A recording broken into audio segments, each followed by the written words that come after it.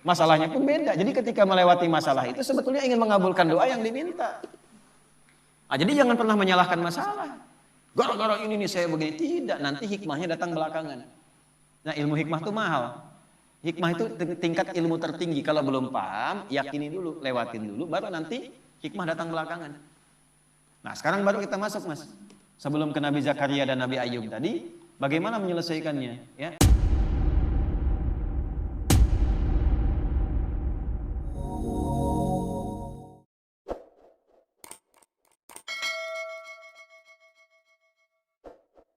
Konsep awalnya bagaimana menyikapi ujian dalam kehidupan. Itu dulu. Nanti baru ke detail apakah seperti Nabi Ayub atau Zakaria, itu kan pertanyaannya. Al-Baqarah ayat 155 sampai 157. Allah sampaikan gini. Walanabluwannakum bisyai'. Di situ pakai la sebagai taukid. Lalu pakai nunnya ta'zim. Tadi kita bahas waktu subuh. Demi keagunganku, aku membuat hukum dalam kehidupan. Setiap hambaku yang ingin sukses, dia mesti mengeksplor kemampuannya meraih kesuksesan itu dengan melewati tahapan-tahapan kehidupan. Itu yang kita sebut ujian. Sebab kalau tidak diuji, tidak mungkin kita bisa meraih apa yang kita harapkan. Anak-anak mau jalan kan latihan dulu. Mau bicara latihan dulu. Anak sekolah lulus latihan dulu. Itu hukum kehidupan. Dengan berlatih itu semua potensi di diri kita hidup. Itulah adilnya Allah. Kalau nggak dibegitukan, ini nggak kuat nih. Kaki nggak kuat jalan, tangan nggak berfungsi, otak nggak berfungsi. Dibuat sistem kehidupan kita itu berjalan. Lewat apa? Ujian. Jadi sebetulnya ujian-ujian yang kita hadapi itu satu secara fitrah Allah siapkan untuk memperkuat diri kita dan sistem bagian tubuh kita. Satu itu. Yang kedua, ujian hidup itu sebetulnya mengantarkan kepada setiap harapan dan kesuksesan yang ingin kita raih. Jadi kalau kita berdoa nih, Allah kasih hukum gini. Ya Allah, saya pengen lulus ke kampus A. Bagaimana jalan ke sana? Nah, itu sistemnya ada ujian khusus. Ini yang dipelajari. Kamu tingkatkan belajarnya begini, ya, spend waktunya seperti ini, atur waktunya begini, yang dipelajari begini, mekanismenya diberikan instrumennya kepada kita. Otaknya dikasih, jalannya dikasih, pikirannya dikasih, hidup semua itu. Jadi kalau cuman pengen lulus tapi nggak ikut sistem ini nggak akan masuk. Sebenarnya nanti sama semuanya. Yang pengen pintar ada jalannya, yang pengen kerja ada, yang pengen sukses ada. Dibuat sistem seperti itu sehingga sibgoh kehidupan dunia kita untuk tatanan kehidupan ini semua hidup. Ya, ide muncul, pembangunan muncul, kreativitas muncul.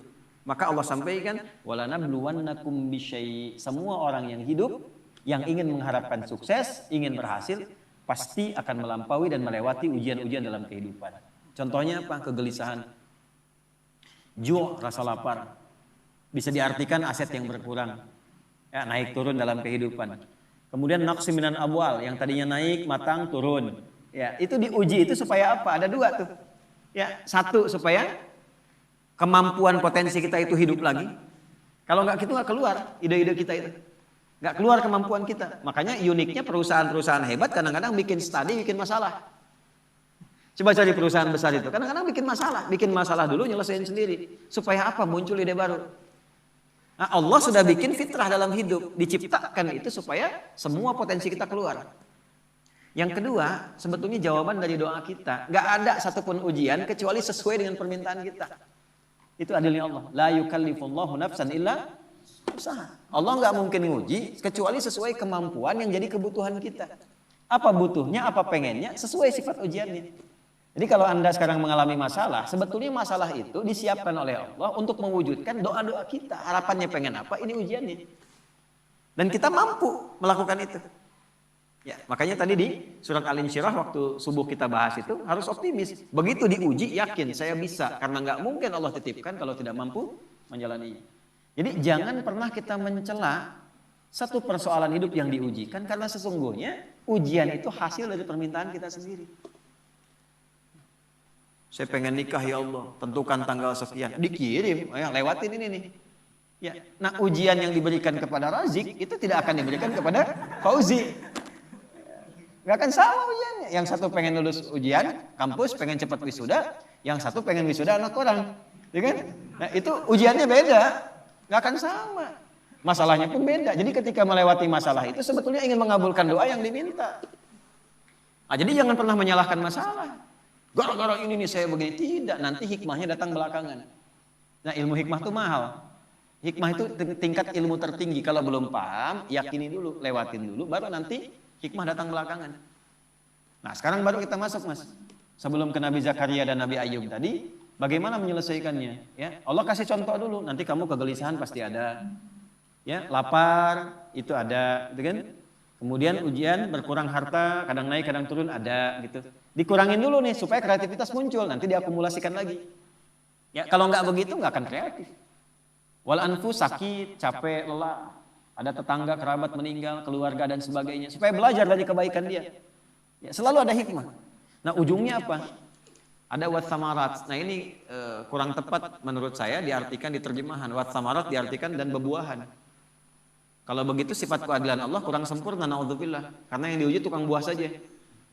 Tukang sayur enggak, tukang boneka enggak gitu kan. Nah, samarat di situ pakai ilmu balaghah bacanya, pakai kinayah.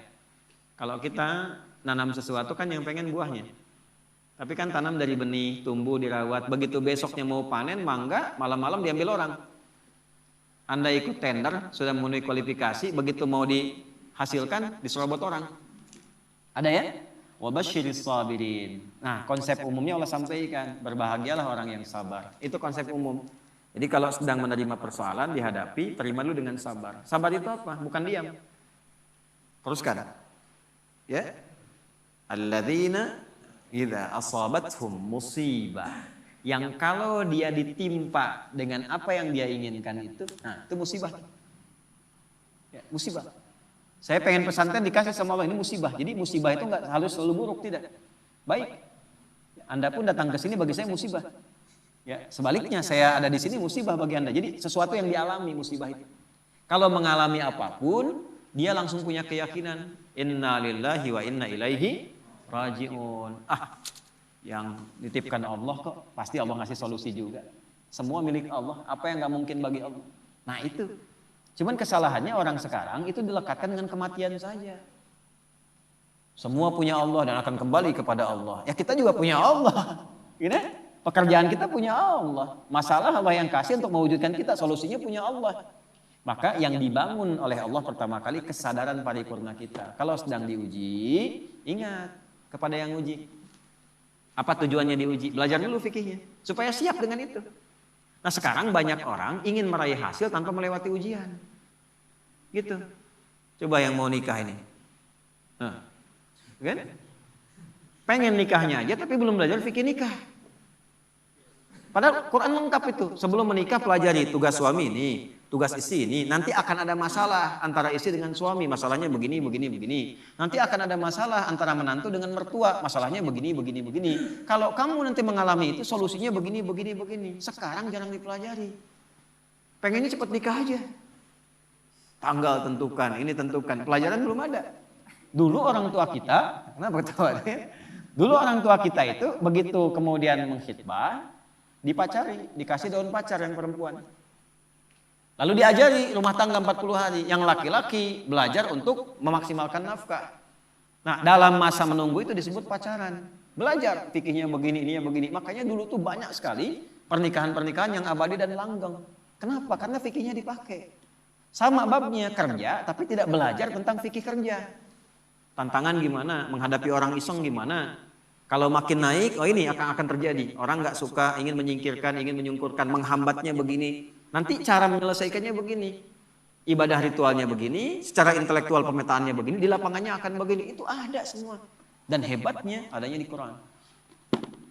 Nah, makanya orang-orang yang kembali kepada Allah dipuji oleh Allah ayat 157-nya. Ulaika alaihim shalawatum mir rabbihim wa rahmah. Orang-orang yang memetakan mitigasi persoalan dan menerima optimis dia selesaikan, dipuji oleh Allah dibandingkan orang yang berkeluh kesah. Jadi sabar itu bukan diam. Sabar itu mengkontemplasikan, terima. Karena nggak diterima pun jadi masalah kita juga. Dan yang pengen itu kita juga. Terima dulu. Nanti setelah itu terhubung dengan Allah, sholat. Karena itu sholat disandingkan dengan sabar untuk menyelesaikan masalah. Ada di mana? Al-Baqarah 45. Ya, wasta'inu bisabri wassalah. Kalau engkau punya masalah, terima dulu. Bukan cuma engkau, yang lain juga punya masalah. Kan engkau juga yang minta. Nanti bawa solusinya lewat sholat, minta sama Allah petunjuk. Kalau belum yakin di soal imannya, Al-Baqarah 153. Ya ayyuhalladzina amanu ista'inu bisabri wassalah. Katanya engkau yakin dengan saya. Engkau yakin percaya kepada saya. Saya kasih kok, nggak yakin juga. Di mana imanmu kata Allah? Nah, setelah itu dikasih rincian jenis persoalannya. Ini orang-orang dulu yang punya masalah. Kamu pernah sakit, aku ujikan kepada Ayub. Kamu pernah punya persoalan di rumah tangga tentang keturunan, aku ujikan di Zakaria. Muncullah pertanyaan Anda tadi, apakah harus seperti Nabi Ayub atau seperti Nabi Zakaria? Balik ditanyakan sifat masalahnya apa? Karena Allah turunkan kisah-kisah itu untuk memberikan detil kepada Nabi Muhammad. Kalau sakitmu ringan Muhammad, lagi kerja sakit diuji nih. Capek, batuk, pilek, apa. Nih Nabi Ibrahim pernah begitu. Kalau lagi berangkat dakwah, capek, lelah. Bukan cuma kamu yang lelah Muhammad. Ibrahim dulu lelah juga. Turunlah Quran surah misalnya ke-26 ayat 80. Wa idza maridtu fahuwa yashfin. Kalau saya sedang tugas pegal-pegal dikit pasti Allah sembuhkan. Sambil dipegang. Kalau lagi dakwah suara hilang, ya wa idza maridtu fahuwa yashfin, sambil dipegang. Kalau sakit pasti disembuhkan. Yang nugaskan Allah, yang ngasih jalan Allah, yang muji Allah, pasti yang ngasih solusi Allah. Pernah nggak begitu? Ya. Capek nih, oh nggak jamaah nggak jadi. Capek nih, kajian batal. Capek nih, baru mendung dikit, padahal belum tentu hujan. Yang dipasang malah status. Jakarta macet, ya. Berangkat enggak, padahal belum tentu ketika dia jalan itu macet. Nah ini satu mas. Nah kalau sakitnya demikian parah, sampai diuji dengan yang luar biasa, Allah kirimkan kisah. Wa ayyuba idna ada rabbahu anni masani yadurru wa anta arhamur rahimin. Ayub itu satu kaya, kedua sukses, ketiga soleh, ideal sekali. Kaya, istri cantik, anak 12, aset banyak, asetnya banyak. Kebun termasuk paling kaya, soleh, berbaginya, nabi lagi. Setan mengajukan permintaan kepada Allah untuk menguji Ayub ini, menggoda Ayub dengan 3 sifatnya sekaligus. Menghilangkan kekayaannya, menghilangkan keturunannya, menghambat kesolehannya. Tapi diizinkan oleh Allah untuk memberikan satu hikmah dan petunjuk kepada umat di masa depan. Kalau diuji dengan yang seperti ini, zikirnya begini. Pertama, minta kepada Allah supaya semua aset kekayaannya habis dalam sehari. Maka dalam sehari ternaknya mati semua, kebunnya kebakar semua habis. Dalam sehari. Setan melakukan itu, menduga Ayub akan putus asa, mengeluh kepada Allah. Yang terjadi justru ibadahnya naik 2 kali lipat. Nggak komen tentang aset itu. Alhamdulillah engkau yang titipkan, kau yang ambil, selesai. Sehingga jadi rumus. Ya, jadi rumus tuh. Nih rumus Ayub tuh begini. Contohnya. Ini sendal di depan. Itu titipan dari Allah bukan? Kalau titipan yang punya siapa? Allah. Nitip nih. Kalau nitip diklaim sama yang dititipi, benar nggak? Tidak kan? Ya kan? Kalau yang dititipi berarti kan akan mengembalikan kan? Nah, kalau dikembalikan dalam keadaan rusak, seneng nggak yang dititipkan? Tidak. Saya nitipkan untuk dipakai pada yang baik, dipakai untuk nyuri, seneng nggak? Tidak. Begitu dititipkan dan berhasil mengolah itu, diambil sama yang menitipkan, alhamdulillah. Ya Allah, engkau titipkan kebun, aku sudah pakai sesuai dengan apa yang engkau perintahkan. Aku rawat, aku tanam, aku bagi, aku share, aku sedekah. Sekarang kau ambil lagi, alhamdulillah, sukses saya menjaga titipan. Dan Allah mengatakan kalau sukses aku ganti lebih di akhirat. Jadi milik kamu, lebih indah lagi. Jadi Nabi Ayub itu melihat sesuatu itu titipan Allah saja. Kalau hilang, alhamdulillah cari dulu. Kalau nggak ketemu, alhamdulillah tugas selesai. Titipan selesai. Yang penting hisabnya ringan. Itu Ayub. Malah nambah soleh. Ya. Nah, bisa nggak itu kita bawa dalam kehidupan sehari-hari? Ya, makanya kata Nabi, ajaban li amril mu'min, orang beriman itu sempurna, mengagumkan perkaranya. Kalau dapat kesuksesan dia bersyukur, jadi nggak berlebihan. Allah juga yang nitipkan. Kalau diuji dengan persoalan dia bersabar, yang punya Allah juga kok. Gitu. Jadi sama aja antara ada dengan tiada, sama aja. Dinikmati aja. Nah, dalam menjalani itu butuh penyesuaian. Disitulah ada pahala. Ya. Kalau nggak ada ujian nggak ada pahala, nggak ada pahala. nggak tahu caranya kita berdoa, berkeluh kesah, minta dan sebagainya. Jadi saya kembali kepada awal ketika Anda bertanya tentang sikap Nabi Ayub, secara konseptual dari Al-Quran yang pertama kali adalah satu, jika dihadapkan pada ujian kekayaan, ini yang harus dilakukan. Kalau jatuh pun begini caranya, kalau sedang maju di atas bersyukur, jangan terlalu angkuh, jangan sombong dan sebagainya, karena kapan-kapan Allah bisa ambil, itu loh hikmahnya. Kalau diambil pun jangan banyak disesali, toh yang punya bukan kita kok. Ya, belajar sama tukang parkir, datang mobil beda-beda biasa aja.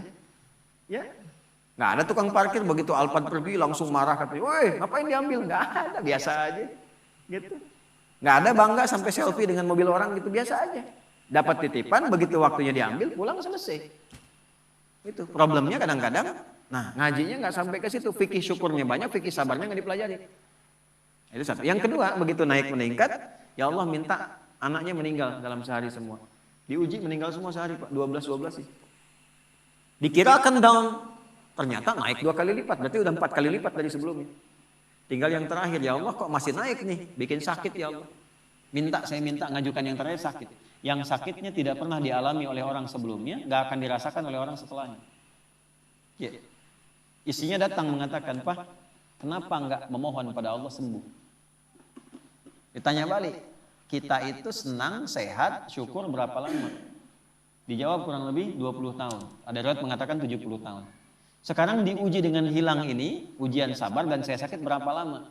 Ada riwayat mengatakan 7 tahun, ada riwayat mengatakan ya, sekian belas tahun. Kata Ayub begini, nanti aja kalau ujian sabarnya sudah sama dengan ujian syukur, baru saya minta sama Allah.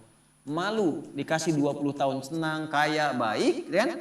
Tapi baru dikasih masih 15 tahun, 7 tahun dalam riwayat sebagian mengatakan, baru dikasih segini kita sudah mengeluh. Entar aja kalau sabarnya udah sama dengan syukur sehingga seimbang.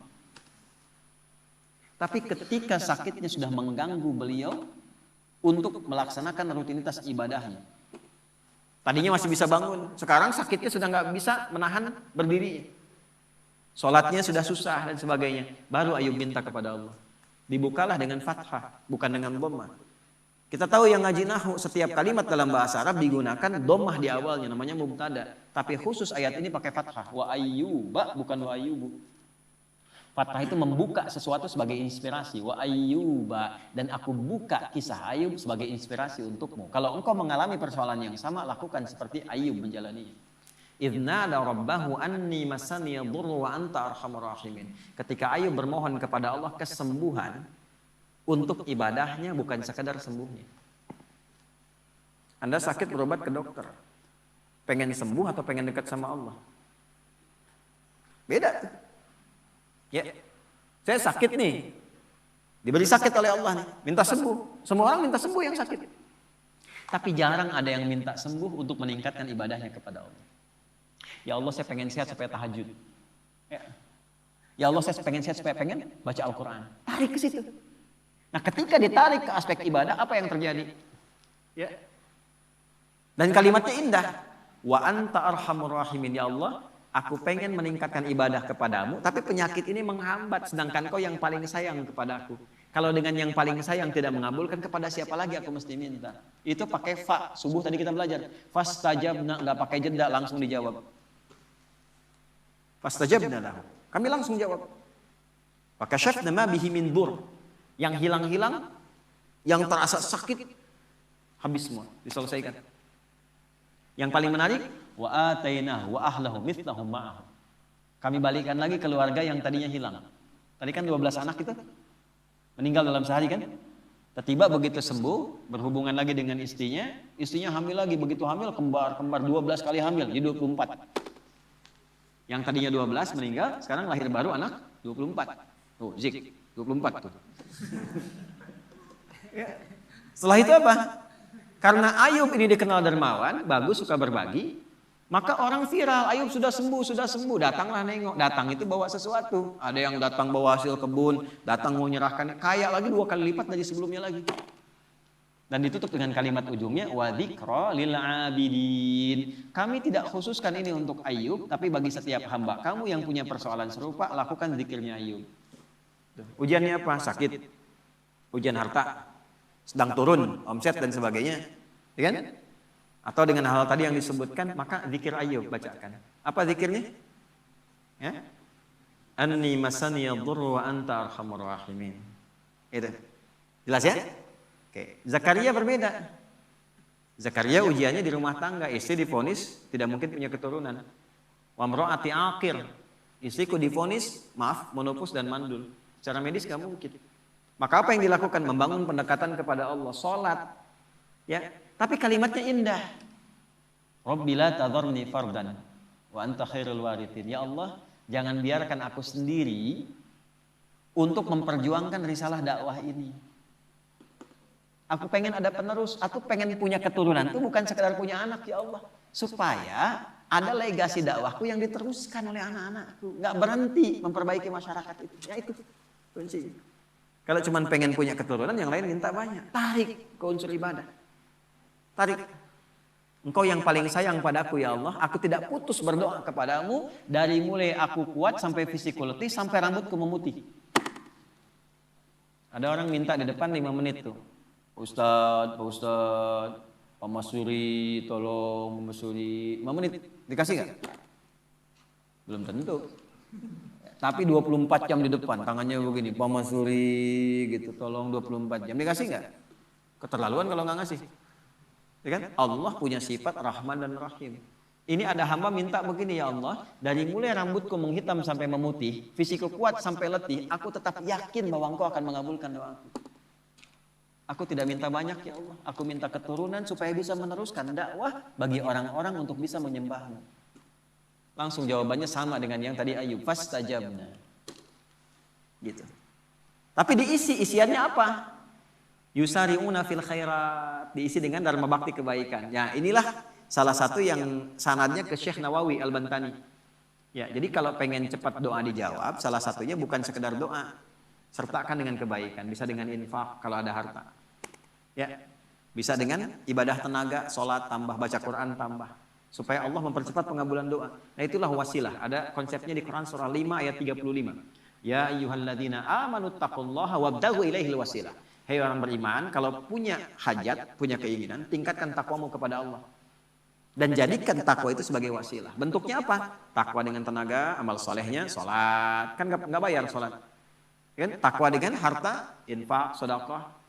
Cari anak yatim, cari penghafal Quran, ya, cari janda-janda dan sebagainya misalnya yang memang ada tanggungan yang bisa kita bantu. Itu jadikan wasilah untuk minta. Cuma mintanya jangan tarik ke dunia, Pandre. Tarik ke akhirat. Minta sama Allah, tarik. Gitu. Saya pengen punya ini ya Allah supaya saya bisa beramal soleh. Nah itu. Jelas ya? Nah, jadi sekarang tinggal pilih Mas. Nanti indahnya di Quran itu semuanya ada contoh. Nabi Ibrahim ada persoalannya, Nabi Nuh ada persoalan. Semua nabi yang ada di Quran itu semuanya ada hikmahnya. Dan akumulasinya ada pada kehidupan Nabi Muhammad SAW. Maka kesimpulan Quran cuma satu untuk Nabi Muhammad. Laqad kana lakum fi Rasulillahi uswatun hasanah. Tinggal diurut. Jadi kalau kita sedang punya masalah apa, gampangnya gini. Nabi pernah mengalami itu di mana, kapan, petunjuknya apa. Ikuti, selesai seketika.